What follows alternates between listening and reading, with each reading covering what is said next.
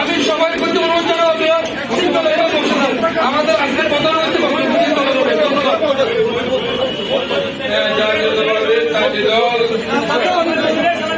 মহানগরী অত্যন্ত শক্তিশালী একটি দল।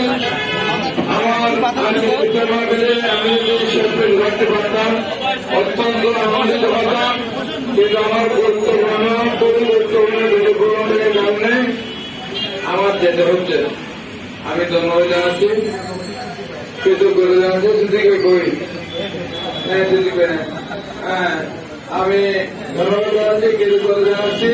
বিগত 12 ফেব্রুয়ারি নির্বাচনে তাঁতিদের কর্মী বাহিনীর নেতৃবৃন্দ যেভাবে পরিশ্রম করে ধানের শীষের পক্ষে শুধু চট্টগ্রাম মহানগর চট্টগ্রামে যে কাজ করেছেন, যে অবদান রেখেছেন, আমি ধন্যবাদ জানাচ্ছি, কৃতজ্ঞতা জানাচ্ছি।